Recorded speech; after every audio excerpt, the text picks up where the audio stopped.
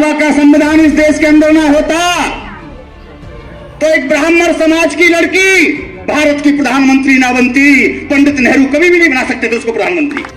अगर बाबा साहब डॉक्टर अम्बेडकर का संविधान ना होता तो वसुंधरा को मुख्यमंत्री बनने का अधिकार नहीं होता, युवराज जी मुख्यमंत्री बनता था। बाबा साहब वो शख्सियत थे, लोग तो कहते हम इतिहास लिखते, साथियों बाबा साहब वो शख्सियत थे जिन्होंने इतिहास बदला है।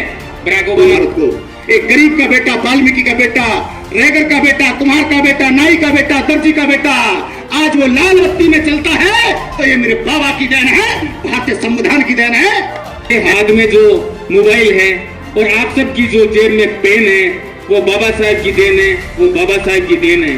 बाबा साहब ने दूसरी ओर कहा कि मैं रिजर्वेशन की मांग करता हूँ क्योंकि हमारे लोगों को जो बराबर बैठने का अधिकार नहीं है तो ये लोग आजाद भारत में भी हमें तो गुलामी रखेंगे, हम तो गुलामों के गुलाम हैं। बाबा साहब ने और जो कौन अपने अधिकारों के लिए नहीं बोलती है वो गुलाम बन जाती है, और जो गुलाम बन जाती है वो अपने समाज की भी सुरक्षा नहीं कर सकती। इन्हें पानी पीने तक का अधिकार नहीं था। कई बुजुर्ग ऐसे भी हैं जो आजाद भारत से पहले कैसे मरे हैं।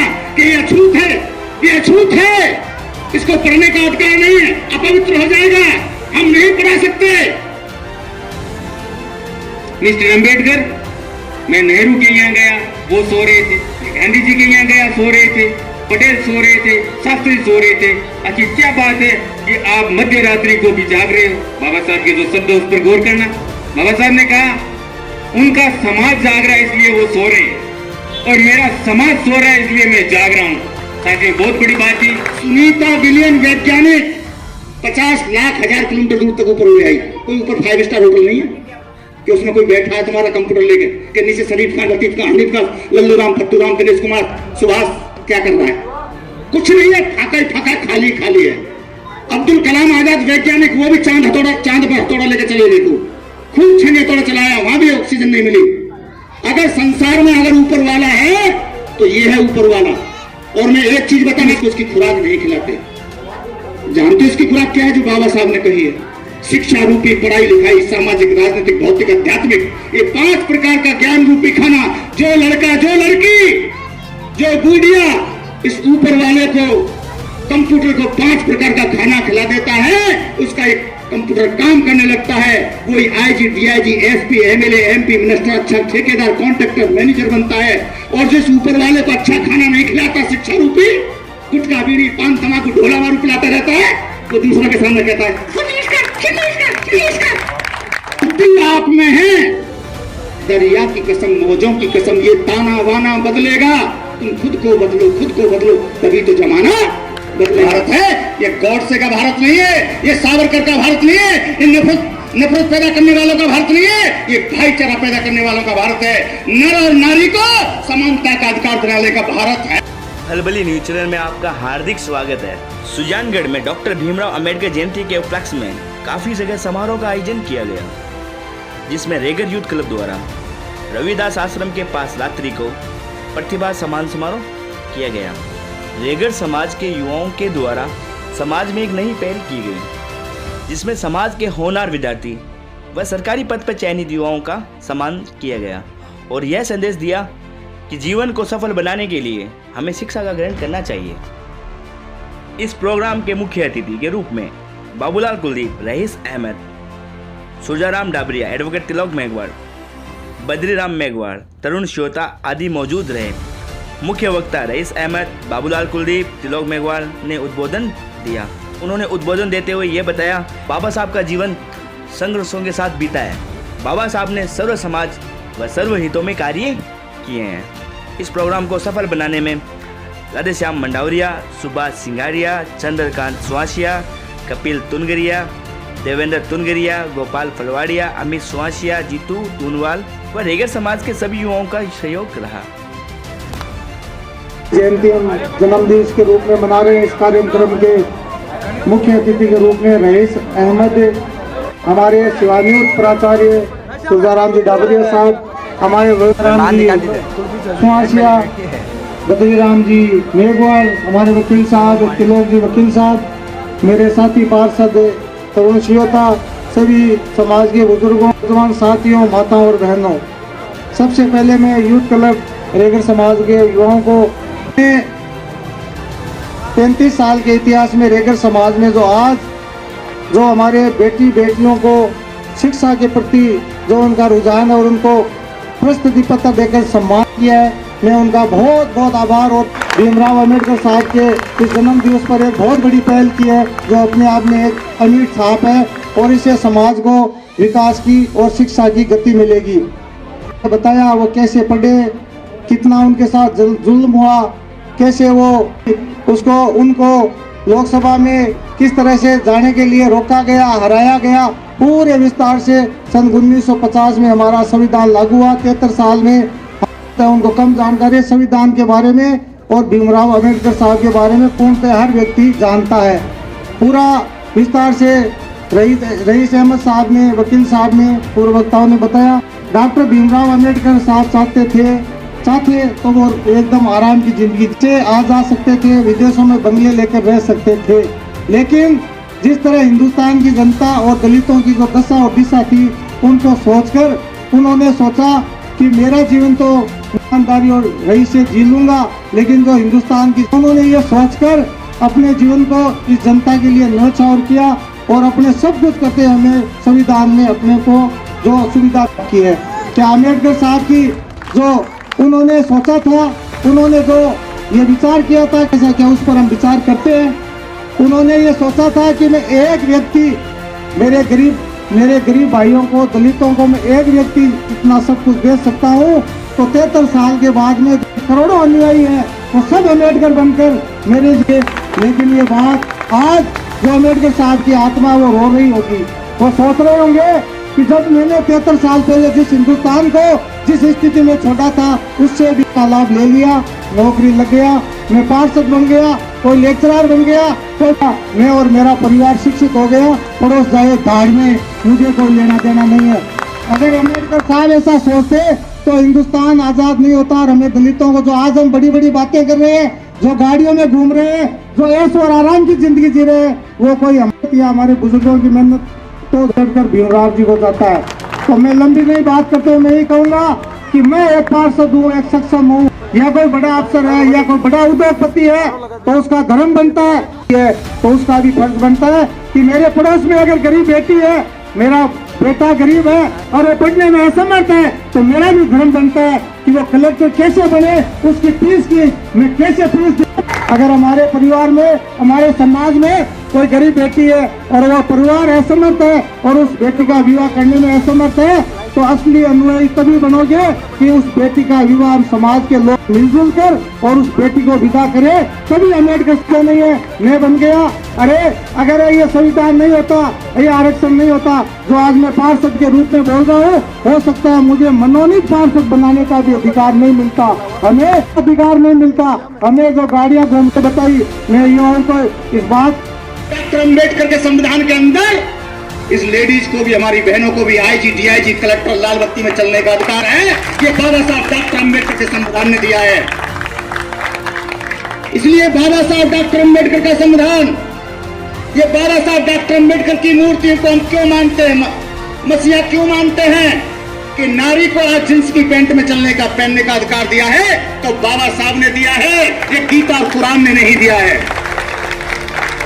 फक्र करना चाहिए इस देश के अंदर गीता, कुरान, बाइबल, सबको बराबर का सम्मान बाबा साहब डॉक्टर अम्बेडकर के संविधान ने दिया है। सबको बराबर का सम्मान दिया है, किसी के साथ में छुआछूत भेदभाव नहीं किया है, उनको भी न्याय दिया है। अगर कोई किसी धर्म के बारे में गलती करता है तो भारत का संविधान उसको दंडित करता है। इसलिए भारत का संविधान वंदनीय है, पूजनीय है नहीं भाई, है नहीं? अगर बाबा का संविधान इस देश के अंदर ना होता तो एक ब्राह्मण समाज की लड़की भारत की प्रधानमंत्री ना बनती। पंडित नेहरू कभी भी नहीं बना सकते थे उसको प्रधानमंत्री। अगर भारत की प्रधानमंत्री बनाया इंदिरा गांधी को, तो पंडित नेहरू और मोतीलाल जी की देन नहीं थी, हमारे बाबा की देन थी, भारत के संविधान की देन थी। नहीं, लेडीजों को कभी पीएम और सीएम बनने का अधिकार नहीं था। था क्या 1950 से पहले था कोई ऐसा ग्रंथ था कोई? आज वैसा किसी भी समाज की बहन बेटी है, आज उसको बराबर का अधिकार, खुली आजादी, समानता, समता बंधुत्व का जो रास्ता दिखाया है वो बाबा साहब डॉक्टर अंबेडकर ने दिखाया है। दिखाया नहीं दिखाया? और हमको मध्यम मार्गम भी दिया है, तथागत बुद्ध का धम्म। बुद्ध का धर्म नहीं है, लोग कहते हैं धर्म। बुद्ध का धर्म है ही नहीं। मैंने पाली भाषा में बुद्ध की किताबों को पढ़ा है। बुद्ध का धम्म, धम्म माने मार्ग, बीच का रास्ता। जो संत कबीर ने कहा था, अत का भला ना बोलना, अत की भली ना चुप, और अत का भला ना बरसना, और अत की भली ना धूप। बीच का रास्ता हमारे बुजुर्गों ने दिया है। ये संत कबीर का भारत है, संत रविदास का भारत है, ये बिरसा मुंडा का भारत है नहीं है? और बाबा साहब डॉक्टर अंबेडकर का भारत है। ये गॉडसे का भारत नहीं है, ये सावरकर का भारत नहीं है, ये नफरत पैदा करने वालों का भारत नहीं है, ये भाईचारा पैदा करने वालों का भारत है। नर और नारी को समानता का अधिकार दिलाने का भारत है। इसलिए अंबेडकर का भारत है, इसलिए वंदनीय है, पूजनीय है। और आज उनके सामने जो हमने दीपक जला करके नतमस्तक किया है, इसलिए बाबा साहब डॉक्टर अंबेडकर को हम भाग्य विधाता मानते हैं। Knowledge of the symbol, America के लोगों ने कहा, जिस बाबा साहब डॉक्टर अंबेडकर कोलंबिया विश्वविद्यालय में पढ़ करके आए थे, अमेरिका के लोगों ने कहा, अगर बाबा साहब डॉक्टर अंबेडकर हमारे अमेरिका में पैदा होते तो हम उनकी पूजा करते। अगर वो हमारे यहां पैदा होते। अमेरिका के लोग बाबा साहब डॉक्टर अंबेडकर को पूजना चाहते हैं, नॉलेज ऑफ द सिंबल कहते हैं।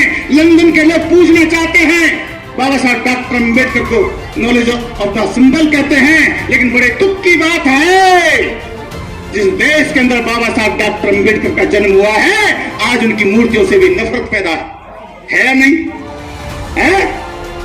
क्या कारण है भाई? क्या मतलब है? क्या मतलब है?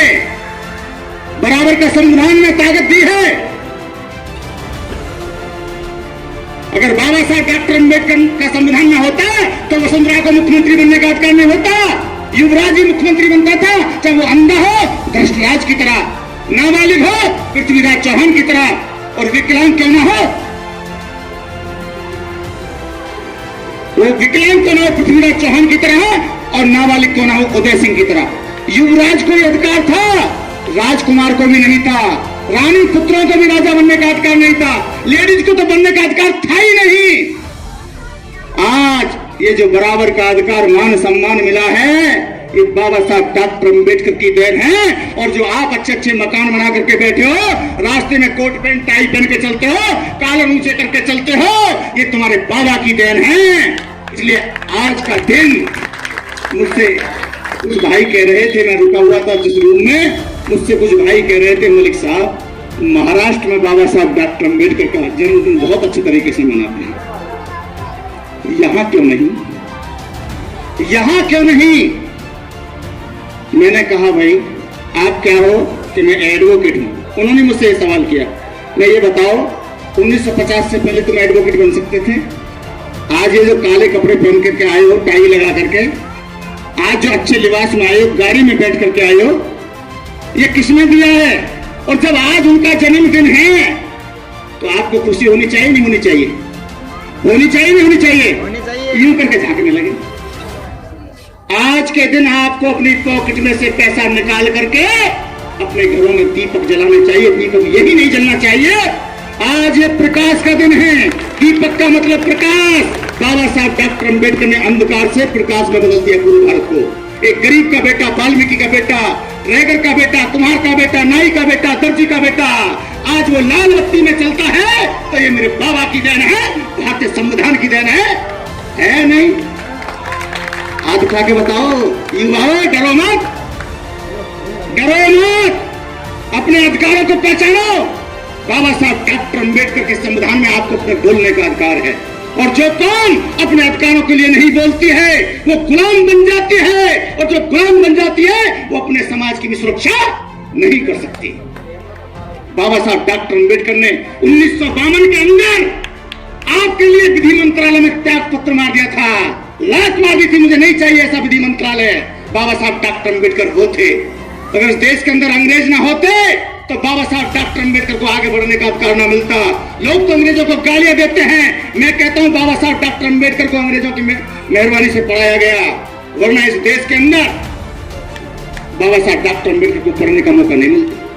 जब बाबा साहब डॉक्टर अंबेडकर को पढ़ने के लिए स्कूल में लेके गए तो उनके पिताजी रामजी राव, तो वहां के मास्टर ने कह दिया कि ये अछूत है, ये अछूत है, इसको पढ़ने का अधिकार नहीं है, अपवित्र हो जाएगा, हम नहीं पढ़ा सकते। तो सेलनमैन नाम का एक अधिकारी था जो रामजी राव के पिताजी का अधिकारी था, अंग्रेज था, क्योंकि वो नौकरी करते थे, किसकी? आर्मी की नौकरी करते थे। रामजी राव सूबेदार थे। उन्होंने जाकर के कहा, हुजूर मेरे बच्चे को पढ़ाने से मना किया गया, 7वीं संतान है, मैं बच्चे को पढ़ाना चाहता हूं।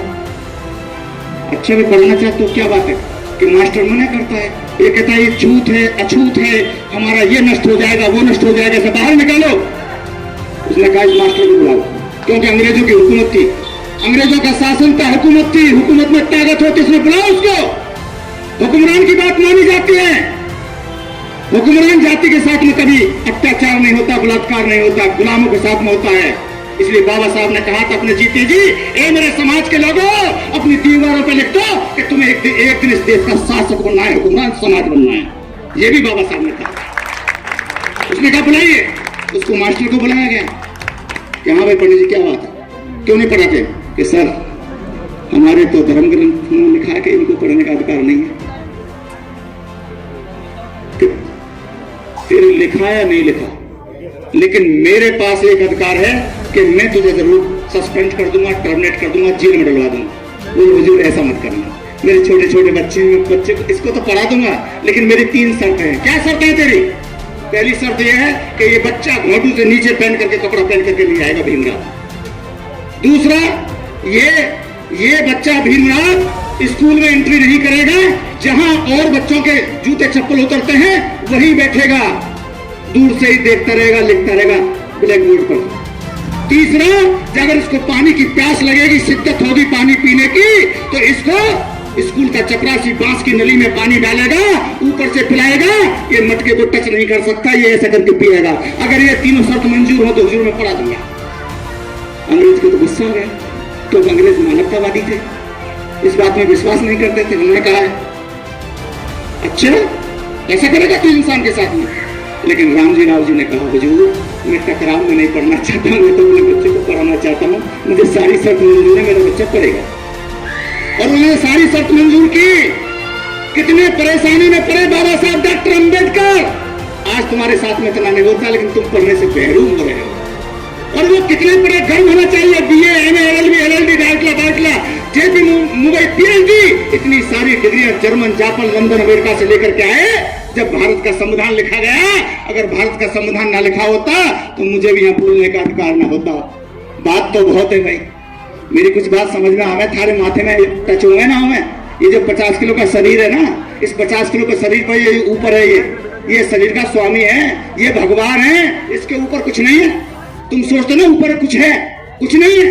सुनीता विलियम वैज्ञानिक 50 लाख 1000 किलोमीटर दूर तक ऊपर हो आई, कोई ऊपर 5 स्टार होटल नहीं है कि उसमें कोई बैठा है तुम्हारा कंप्यूटर लेके कि नीचे शरीफ खान, लतीफ खान, हनीफ खान, लल्लू राम, फत्तू राम, दिनेश कुमार, सुभाष क्या कर रहा है? कुछ नहीं है, फाका ही फाका, खाली खाली है। अब्दुल कलाम आजाद वैज्ञानिक, वो भी चांद पर हथौड़ा लेके चले गए, खूब छेनी हथौड़ा चलाया, वहां भी ऑक्सीजन नहीं मिली। अगर संसार में अगर ऊपर वाला है तो ये है ऊपर वाला। और मैं एक चीज बताना चाहता हूं, और ये ऊपर वाला तुमसे नाराज चल रहा है, इस देश के गरीब बहुजन समाज के लोगों से नाराज चल रहा है, क्योंकि तुम इसको उसकी खुराक नहीं खिलाते।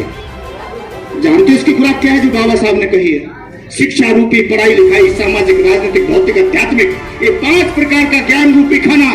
जो लड़का, जो लड़की, जो बूढ़िया इस ऊपर वाले को, कंप्यूटर को 5 प्रकार का खाना खिला देता है, उसका एक कंप्यूटर काम करने लगता है, वही IG, DIG, SP, MLA, MP, minister, अच्छा ठेकेदार, कॉन्ट्रैक्टर, मैनेजर बनता है। और जिस ऊपर वाले को अच्छा खाना नहीं खिलाता, शिक्षा रूपी गुटखा, बीड़ी, पान, तंबाकू, ढोला मारू पिलाता रहता है, तो दूसरा के सामने कहता है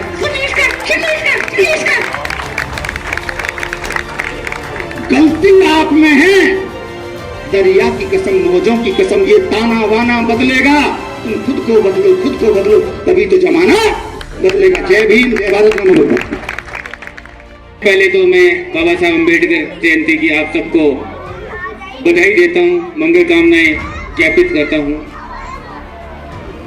मलिक साहब ने जो उद्बोधन दिया मैं समझता हूं कि हम लोगों को इनसे ज्यादा उद्बोधन देने का माथा रखना चाहिए, क्योंकि हम लोगों ने ये कह रहे ना कि ये ऊपर वाले में खुराक, बाबा साहब की देन की जो खुराक है वो हम लोगों ने ज्यादा खाई है बजाय मलिक साहब के। हम लोग जब पहली क्लास में पढ़ते हैं तब से हमने बाबा साहब का दिया हुआ छात्रवृत्ति के रूप में पैसा हम लेते आए हैं, लेकिन दुर्भाग्य ये है कि हम लोग अपने देवता और लेवता में फर्क नहीं कर पाते। हम लोग जहाँ 10, 15, 50, 100, 500 रुपये चढ़ावा चढ़ाते हैं उसको हम कहते हैं कि ये हमारी देवता है। साथियों, वो देवता नहीं है, वो हमारे लेवता है। देवता तो वो है जो हमें देता है। हमारे माता पिता ने हमें जन्म दिया, वो हमारे देवता है। हमारे सास ससुर जिन्होंने अपनी पाली पोसी बेटे को हमारे पीछे किया, वो हमारे देवता है। आप सब मिलने वाले जो हमें प्यार देते हो, आप सब हमारे अपने एक दूसरे के देवता हो, लेकिन हम भ्रम में जी रहे हैं कि हमारा देवता कोई और है। इससे भी अगर मैं बढ़ करके बात करूं तो हमें हमारे माता पिता ने जन्म जरूर दिया है, लेकिन जो अधिकार इस कुर्सी पर बैठने का, भाई साहब ने बताया कि लाल बत्ती में घूमने का, भाई साहब हो सकता है कि लाल बत्ती में तो हम सब घूमे या नहीं घूमे, लेकिन ये सच्चाई है कि ये जो हम लोग आजकल शादियों में बढ़िया कपड़े पहनते हैं, घोड़ियों पर चढ़ करके हमारी जो बारात निकलती है, आज हम सब ये कुर्सियों पर जो बैठे हैं, ये हमारी बहनें जो पढ़ी लिखी है, या मैं यूं कहूं कि मेरे हाथ में जो मोबाइल है और आप सब की जो जेब में पेन है, वो बाबा साहब की देन है, वो बाबा साहब की देन है। साथियों, बाबा साहब के बिना हमारा कुछ वजूद नहीं था, ये सच्चाई है। हम जन्म जरूर लेते, हमारे बुजुर्गों ने जन्म जरूर लिया, लेकिन उनको खाने पीने पानी पीने तक का अधिकार नहीं था। कई बुजुर्ग ऐसे भी हैं जो आजाद भारत से पहले कैसे मरे हैं। दवाई के अभाव में मरना अलग बात है, खाने के अभाव में मरना अलग बात है। प्यास से मरे हैं, प्यासे, पानी सामने है, लेकिन हमारी हिम्मत नहीं थी कि हम वो पानी पियाएं। दूसरी तरफ आजाद भारत के बाद में भी हमारे जितने भी राज व्यवस्थाएं या जितने भी नेता या जितने भी सरकारों ने शासन किया, उनके जितने भी शिक्षा मंत्री हुए वो सारे के सारे मानसिक बीमार शिक्षा मंत्री है। मैं ये कहना चाहता हूँ। क्यों है? क्योंकि ये जो 26 जनवरी जिसको हम गणतंत्र दिवस के रूप में मनाते हैं, आपने कभी देखा है क्या गणतंत्र दिवस झंडा जब रोहण करते हैं तो उसमें किसकी फोटो लगती है? सरस्वती माता की और गांधी जी की फोटो लगाई जाती है। लेकिन सच्चाई ये है, ये सच्चाई मेरे को किसने बताई? बराक ओबामा, प्रधानमंत्री नरेंद्र मोदी जी ने जब दिल्ली में चुनाव हो रहा था तब बराक ओबामा जो राष्ट्रपति है अमेरिका के, उनको दिल्ली बुलाया गया। शायद मैं समझता हूँ उससे पहले मैंने खूब पढ़ाई कर ली होगी, लेकिन फिर भी मेरे दिमाग में नहीं था। बराक ओबामा ने कहा, who is the founder of Indian Republic day 26 जनवरी, यानी भारतीय गणतंत्र का जनक कौन है? उसकी फोटो मुझे कहीं नहीं दिखाई दे रही। ये बहुत बड़ी भारत के लिए सीख देने वाली बात थी बराक ओबामा की, क्योंकि वहां फोटो लगी थी गांधी जी की और सरस्वती माता की, लेकिन बाबा साहब अम्बेडकर की वहां कोई फोटो नहीं लगी थी। और बराक ओबामा साहब ने जो बात कही वो बात मैं आपके सामने रख रहा हूं। उससे पहले अगर मुझे भी कोई पूछता कि 26 जनवरी का जनक कौन है, भारतीय गणतंत्र दिवस का जनक कौन है, तो मैं समझता मुझे भी पता नहीं था। आपको भी मैं समझता हूँ शायद इससे पूर्व पता नहीं होगा। तो ये सारी जो बातें हैं, हमें सच्चाई हमसे छुपाई गई। बाबा साहब वो शख्सियत थे, लोग तो कहते हम इतिहास लिखते। साथियों, बाबा साहब वो शख्सियत थे जिन्होंने इतिहास बदला है।